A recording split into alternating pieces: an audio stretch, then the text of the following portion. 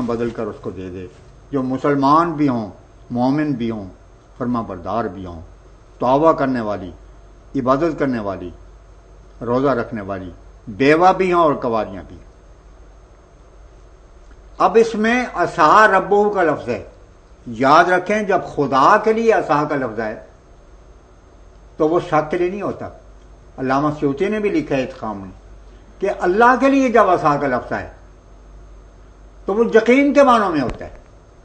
دیکھیں سورہ بنی اسرائیل میں اللہ تعالیٰ فرماتا عصا یا باسا کا ربوں کا مقام محمودا، قریب ہے یا رسول اللہ کہ آپ کو مقام محمود پر فائز کیا جائے۔ اب یہ نہیں کہہ سکتے کہ جی یہ شک والی بات ہے، ممکن ہے کہ مقام محمود نہ عطا کیا جائے، مگر تمام مفسر یہ تسلیم کرتے ہیں اور اس کے بغیر کوئی چارہ کار نہیں ہے کہ اس سے مراد یہ ہے کہ یہ یقینی بات ہے۔ تو خدا نے فرمایا یہ یقینی بات ہے عصا ربو، جس طرح محمد بیگم کے متعلق بھی حضور نے فرمایا تھا کہ یہ خدا کا وعدہ ہے کہ جب اس کو طلاق دی، جب اس کا خاوند مر جائے گا تو بیوہ ہونے کے بعد ضرور میرے پاس آئے گی۔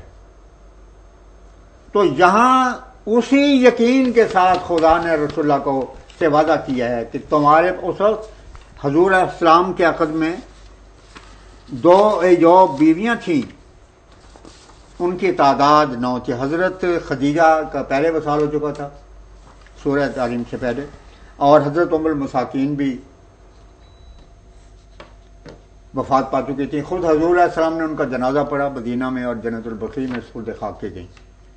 تو اس وقت حضرت صلی اللہ علیہ وسلم کے عقد میں جبکہ یہ سورہ تحریم نازل ہوئی، حضرت سودا تھیں، حضرت عائشہ ام المومنین حضرت سودا، ام المومنین حضرت عائشہ، ام المومنین حضرت حفصہ، ام المومنین حضرت ام سلمہ، ام المومنین حضرت زینب، ام المومنین حضرت جویریہ حضرت ابراہیم کی والدہ، اور حضرت ام حبیبہ، حضرت میمونہ اور حضرت صفیہ۔ تو یہ 9 تھی۔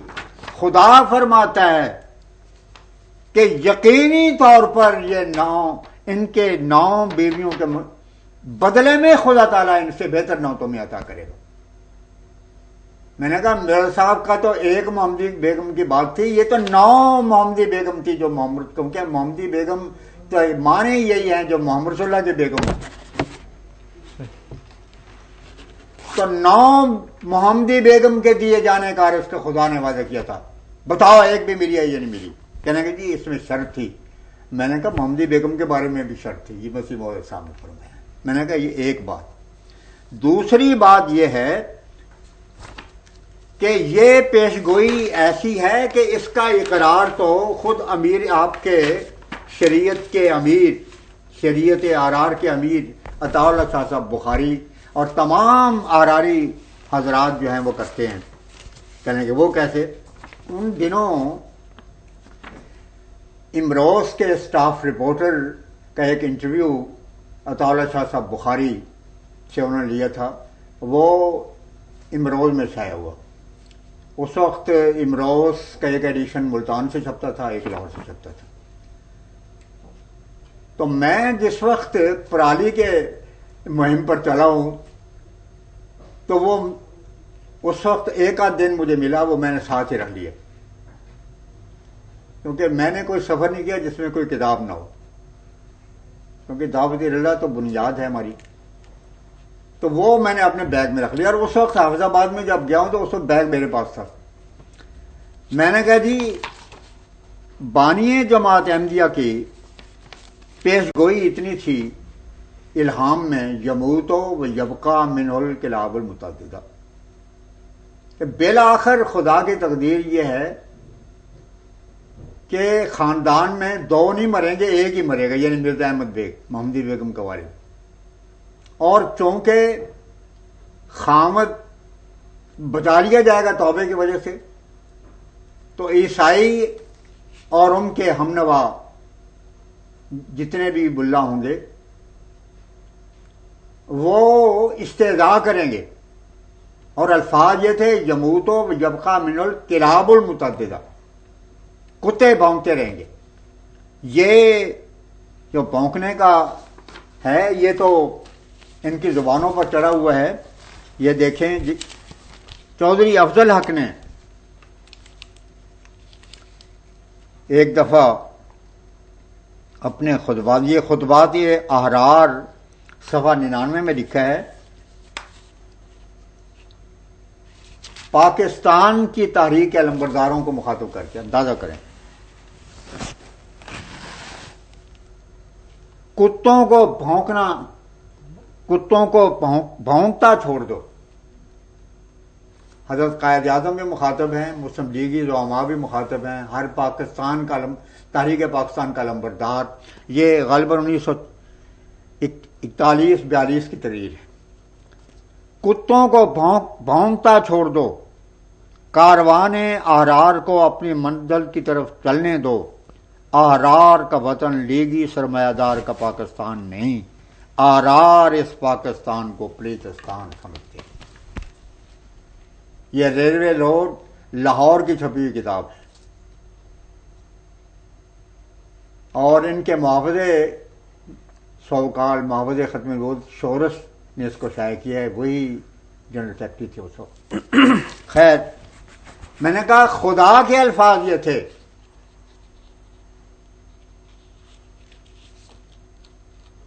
کہ پیشگوئی تو پوری ہو جائے گی مگر کتے پھر بھی بھونکتے رہیں گے.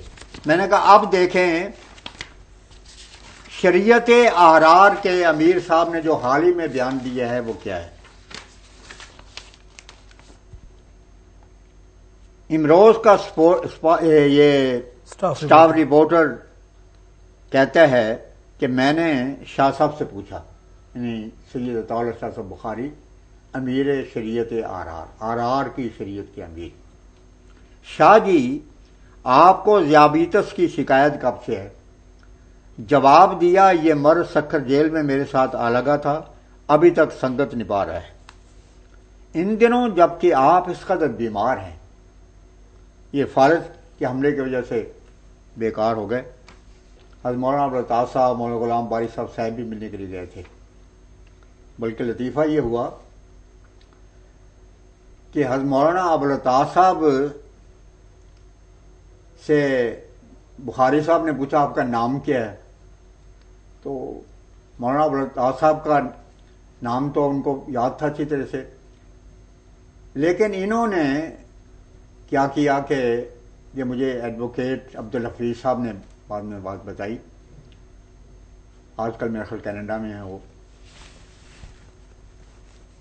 حضرت مولانا عبدالعطاف صاحب نے 34 سے پہلے ان کو جس نام سے یاد کیا جاتا تھا، پیدائشی نام اللہ دیتا، کہنا کہ جی میرا نام اللہ دیتا ہے.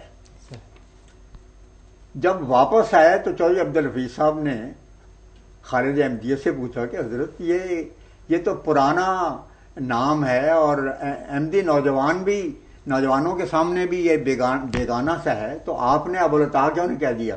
کہنا کہ بات یہ تھی کہ ابوالعطا کے معنی ہے عطا کا باپ، تو میں نے گوارا نہیں کیا کہ دل میں یہ نہ محسوس کرے کہ وہ عطا اللہ شاہ بخاری ہے اور میں اس کا باپ اپنے دیں کہتا ہوں. تو میں نے جو مسیح موعود نے تقویٰ کی راہیں بیان کی ہیں، میں نے اپنا پہلا نام بیان کیا ہے. یہ ایک ضمنی بات آ گئی تھی.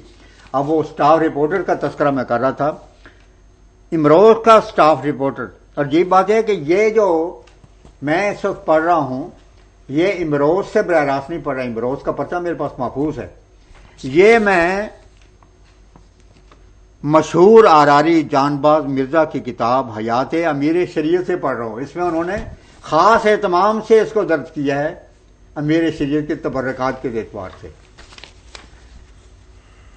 لکھا ہے کہ یہ 436 ہے جو میں پڑھ رہا ہوں اس وقت، اور یہ کتاب وہ لکھا ہے کہ حیات امیر شریعت رحمۃ اللہ علیہ انورٹر کاماز میں، اور آگے لکھا ہے ان کی پہلی مکمل اور مستند یہ سوانح حیات ہے. اور لکھتے ہیں کہ ان دنوں میں نے پوچھا شاہ جی سے، ان دنوں جب کہ آپ اس قدر بیمار ہیں، پبلک لائف سے بھی ریٹائر ہو چکے ہیں، کبھی دیرینہ رفقا سے کوئی ملنے آیا یا نہیں آیا؟ یہ سوال سٹاف رپورٹر نے کیا. لکھا ہے کہ تو جواب میں مسکرائے، اور کہا بیٹا، اب یہ ان کے الفاظ ہیں، بیٹا جب تک یہ کتیا یعنی زبان بھونکتی تھی سارا بر صغیر ہند و پاک ارادت مند تھا، اس نے بھونکنا چھوڑ دیا ہے تو کسی کو پتہ ہی نہیں رہا کہ میں کہاں ہوں اور کہاں نہیں۔ میں نے کہا آپ آگے چلیں۔ میں نے یہ بتایا تھا کہ یہ شاہ جی کی جو سنت ہے، اور کچھ ہو یا نہ ہو، جس طرح بخاری صاحب نے کہا تھا کہ شریعت نہ ماننے کے لیے ان ظالموں نے میرا نام امیر شریعت رکھ دیا ہے، لیکن شاہ جی کی یہ سنت کو نہیں چھوڑا کسی حراری مولوی نے، حتیٰ کہ اسمبلی میں بھی نہیں چھوڑا اور آج تک بھی نہیں چھوڑا۔ یعنی نام ختم نبوت کا ہوگا کہ آج یہ یوم ختم نبوت منایا جا رہا ہے، اور مسیح موعود کو گالیاں ضرور دیں گے۔ یہ آر کا سرکاری آرگن آزاد 27 ستمبر 1958 ہے، جس کا حوالہ میں پیش کر رہا ہوں۔ آراری لیڈر خود کے شان سے لکھتے ہیں، یہ بھی کہا جاتا ہے کہ مجلس آرار کے خطیبوں میں جذباتیت، پھکڑ بازی، گالیاں دینا، بھونکنا اور اشتعال انگیزی کا عنصر غالب ہے۔ یہ ٹھیک ہے، مگر یہ بھی تو دیکھیے کہ ہماری قوم کے ذہنیت اور مذاق کیا ہے۔ آپ ذرا حقیقت پسند، سنجیدہ اور متین بن جائیں، پھر آپ مسلمانوں میں مقبول ہو جائیں اور کوئی تعمیری اور اصلاحی کام کر لیں تو ہمارا ذمہ۔ یہی تو ہماری سب سے بڑی کمزوری ہے کہ ہم حقائق و واقعات سے کوئی تعلق نہیں رکھتے۔ تاریخ حقائق و واقعات کا دراصل عکاس ہوتی ہے۔ کہتے ہیں ہم جو کہتے ہیں وہ حقائق اور واقعات کے خلاف کہتے ہیں، مگر پھکڑ بازی اور اشتعال انگیز میں ہمارا کوئی مقابلہ نہیں کر سکتا۔ کہتے ہیں یہی تو ہماری سب سے بڑی کمزوری ہے کہ ہم حقائق اور واقعات سے کوئی تعلق نہیں رکھتے۔ آپ بڑے بڑے دیانتدار، بااخلاق اور سنجیدہ متین پہاڑوں کو کھودیں تو اشتعال کا جوا نکلے گا۔ کہتے ہیں یہ ہمارے قصور نہیں، تمام مسلمان کہلانے والے مولویوں کا اور جماعتوں کا قصور ہے۔ الیکشن بازی میں تو دیندار اور بے دین سب کے سب اشتعال انگیزی سے ہی کام لیتے ہیں۔ ہاں یہ ضرور ہے کہ اس سے کوئی کم کام لیتا ہے، کوئی زیادہ۔ اب اپنے کاروبار کے متعلق لکھتے ہیں ہمارے آراری بزرگ اس میں سب سے آگے ہیں، اسی لیے وہ رشک و حسد کی نگاہوں سے دیکھے جاتے ہیں۔ یہ ہے اصل چیز، اور اسی وجہ سے پھر دنیا کے دوسرے مفکر مسلمانوں نے بھی اس بات کا کھل کے اظہار کیا ہے۔